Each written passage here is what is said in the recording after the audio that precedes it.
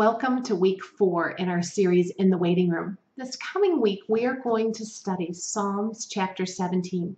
And as always, I would love for you to read the Psalms first before listening to the video. If there is one thing that people don't like to do today, it's wait.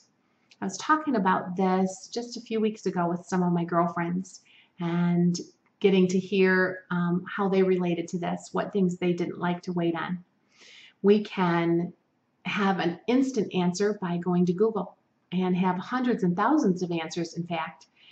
If we don't want to shop long retail lines and hour after hour going store to store looking for that right outfit that we want, we can just go online, push a button, order it, get it sent to the house. If we want to see how a friend is doing, we can check her Facebook status and know pretty much what she's up to. But if we really need to talk to her and she's not home, we simply text. And within a short bit of time, there's been a reply, that little ding of a bell that goes off that says, you have mail. And it's kind of exciting to read that message.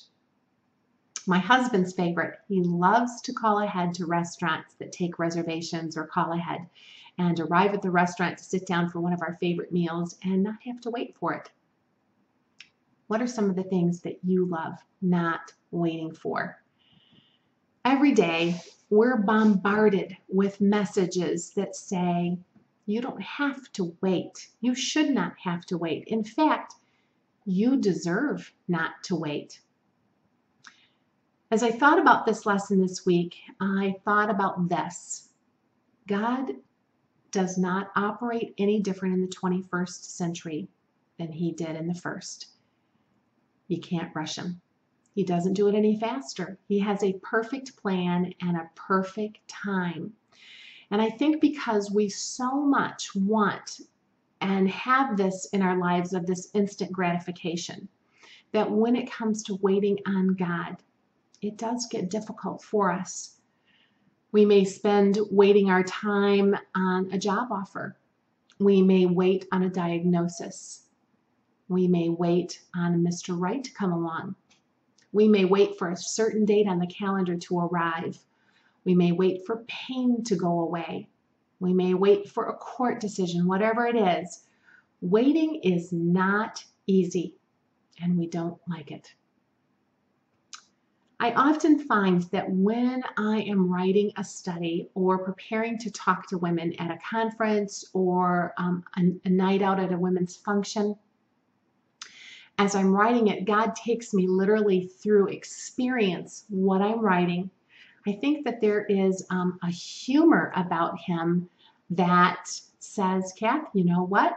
I want you to experience for yourself so that you're very relatable, exactly what it is you're talking about. And for sure, this happened to me as I wrote this lesson. I was actually writing this a little over a week ago and was filming last week's lesson at the same time. And as I was getting ready to do last week's video, nothing went right. There was poor lighting. I wanted to go outside, but it was freezing cold, and the right lighting inside the house just did not seem right. The video camera that I have is brand new for that week, and I had just gotten it, and I had a hard time learning it. I didn't want to wait on having to learn it. I wanted that immediate gratification of saying, let's get this film done. Not that I don't enjoy doing this, I really do, but I had some other fun things that I wanted to do that afternoon.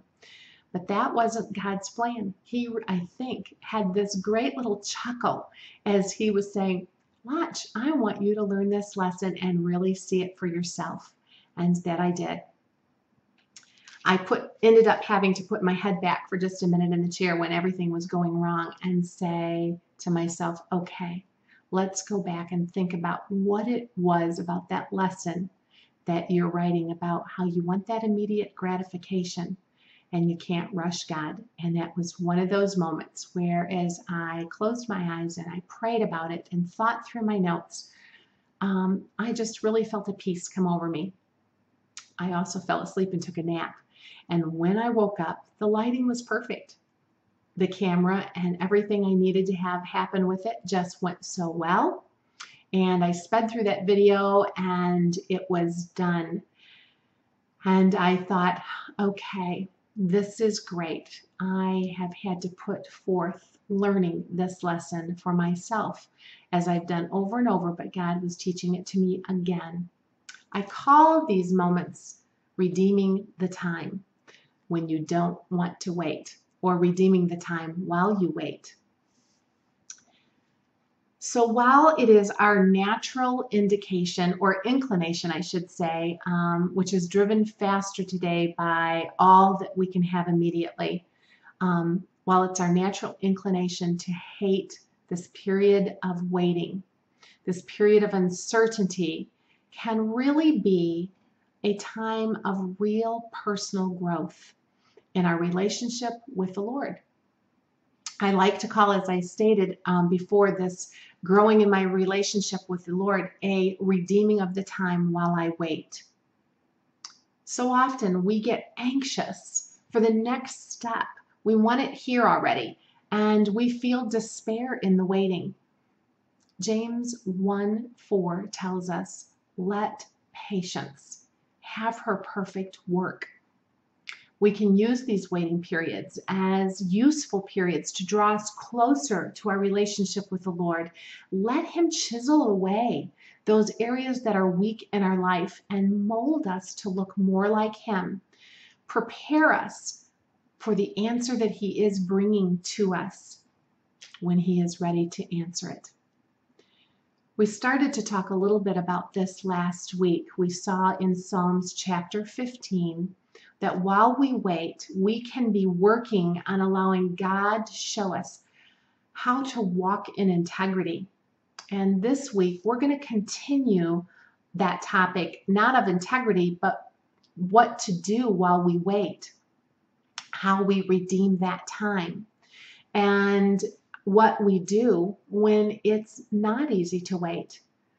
Let me say this. I think we all know it. Waiting is not a piece of cake. So as I studied Psalms chapter 17, as we're going to do this week, I found 6 nuggets to remember when we're going through that waiting period, what to remember when it's not easy. And finding these little treasures tucked in these Psalms have just made these Psalms come alive for me. It's taken it to beyond David crying out in his hopelessness or his feelings of despair, pouring out to God about his problems. It's going beyond that to really seeing what else he writes past writing that.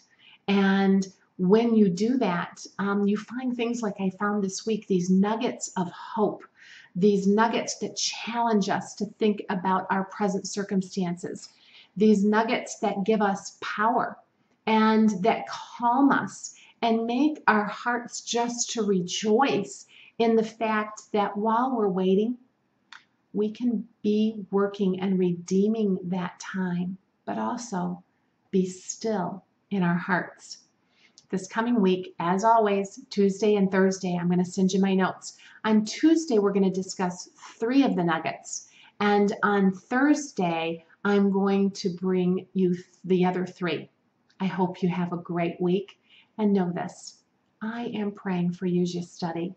And I would love to hear your comments on the website. Be sure to click on the comment section and just share with me what it is God's teaching you this week as you study this. It just encourages my heart so much to hear from you, and I look forward to it. Bye. Have a great week.